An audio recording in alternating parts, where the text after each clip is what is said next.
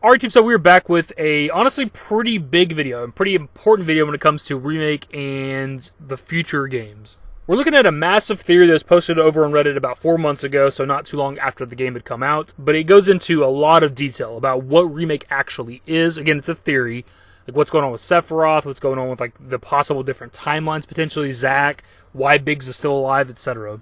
And a lot of what this person says makes sense, and it actually gets rid of the multiple different timelines that we think is there or is implied that's there. And I find it weird that as much as we've talked about the different timelines, and as popular as this post is over on Reddit, nobody's ever really like commented stuff about this post. Like nobody's ever like said, actually there might not be different timelines. There's this, that, and the other. And I'm only just now learning about this theory because of an article over on Inverse. So as usual, we're just going to hop right into it. We're going to kind of make it easier to digest here at the beginning. We'll go into a little more detail as the video goes on. But the way this theory goes is, when it came to the original Final Fantasy VII, it opens up and ends the same. So, the game opens up with Aerith, talking to the planet, speaking to the planet, when the pipe is leaking Mako, right? And then also at the end of the original game, we get to see Aerith again at that pipe with the Mako. And the theory goes that all the events that take place in the original Final Fantasy VII were shown to Aerith. Even though we got to play them, obviously, as a 30-hour gaming experience, it was all essentially a vision given to Aerith by the planet, which is why we see her the exact same at the end as we did in the beginning. And when it comes to Final Fantasy VII Remake, it's picking up where the first game actually ended, where, Aerith at the pipe again, but now she knows everything. And it actually adds up when you think about it like that. We know that Aerith in Final Fantasy VII Remake knows the future. She knows what's going to happen. She even knows exactly where Marlene is whenever the Sector 7 plate's falling, right? She knows exactly where to go to get Marlene and save her. This also explains the existence of the Whisperers, why they're in Remake but they weren't in the original game. Again, the original game was being shown to Aerith versus Remake, where the planet summons these spectral ghost things to make sure that shit happens. And when it comes to Sephiroth and Remake having knowledge of the future as well, this is easily explained by the events that took place in before Crisis or before FF7. Whenever Cloud throws Sephiroth into the life stream, he could have gained the knowledge the same way. Aerith got the knowledge of the future from the life stream from the Mako from the planet. When Sephiroth was down in the life stream at the core of the planet or whatever, he could have acquired the information relatively the same way. It also explains why he's trying to deviate from the course of destiny, because he knows that ends with him dying. It's the major reason why Sephiroth is messing with Cloud throughout the entirety of Remake. He's trying to throw Cloud off, trying to make him deviate from the course of destiny, so he messes up later on down the line. So it's kind of a lot to take in, man. It's kind of the bullet points of the theory. The first game was the vision being shown to Aerith. Remake is essentially us acting out that vision. So to kind of dive a little bit deeper into this theory, we're first going to look at the Cetra poem that is referenced a few times within Remake. We who were born of the planet, with her we speak, her flesh we shape. Unto her promised land shall we one day return.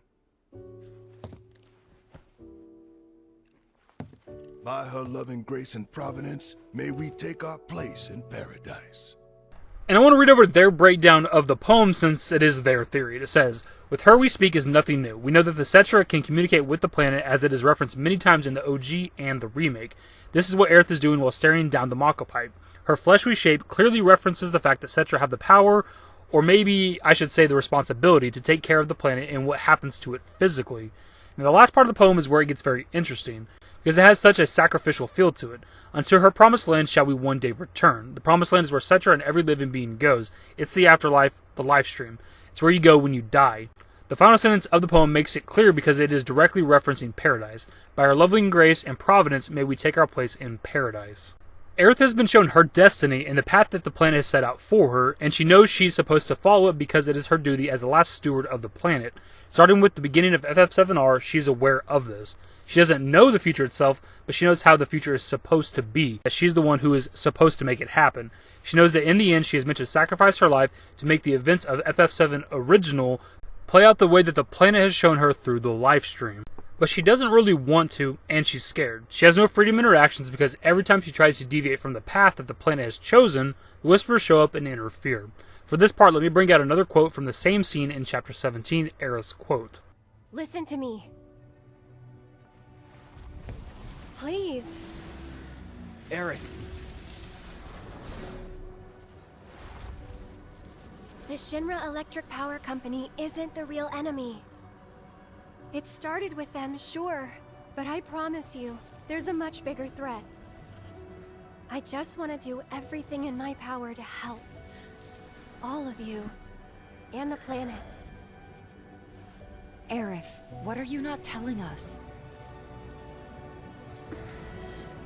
I'm lost in a maze, and every step is taking me further from the path.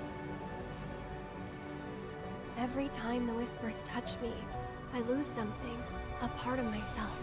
This last part refers to the fact that the Whispers are trying to enforce the plan that the planet has laid out. That's why they show up the instant she says, "Listen to me."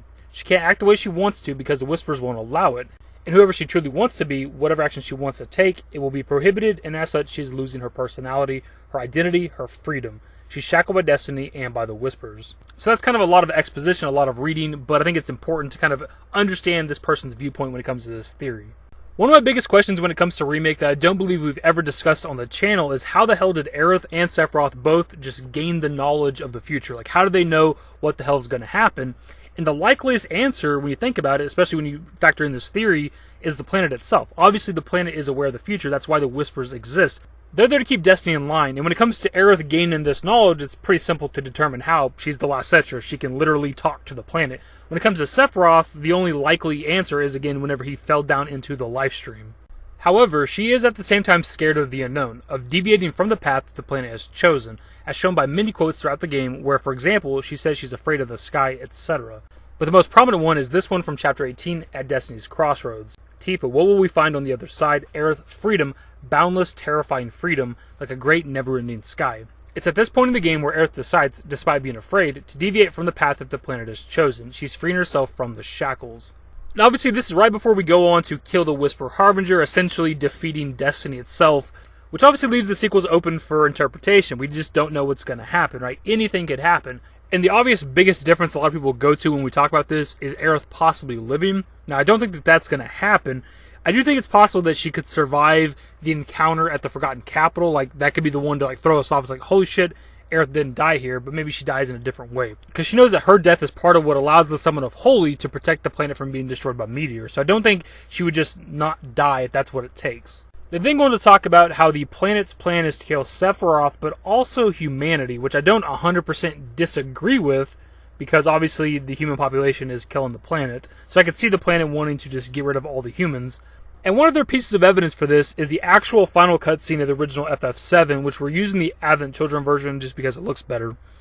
But it's set 500 years in the future. We see Red 13 and his puppies running up on a completely overgrown Midgar. And I guess for them this is like some sort of proof that humanity was wiped out by Holy protecting the planet from meteor. But for starters, that simply cannot be the case. Because if everybody died whenever Holy was summoned, obviously there would not be Dirge of Cerberus, and there obviously would not be Advent Children, which take place after the events of FF7. But also, I always took the overgrowth of Midgar more symbolic as the planet is thriving now that Shinra is gone.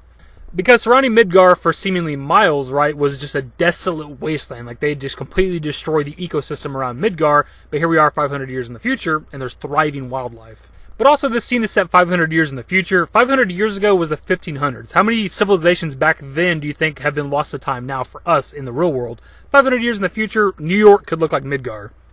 We have no idea.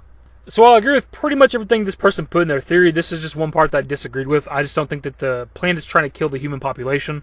Now on to the actual ending of Remake Part 1, and I want to talk about how this person pretty much disproves there being multiple timelines. And when it comes to the ending of Remake, it definitely seems like Zack survives. He actually says, was that all of them? And then we see the different stamp logo on the chip bag.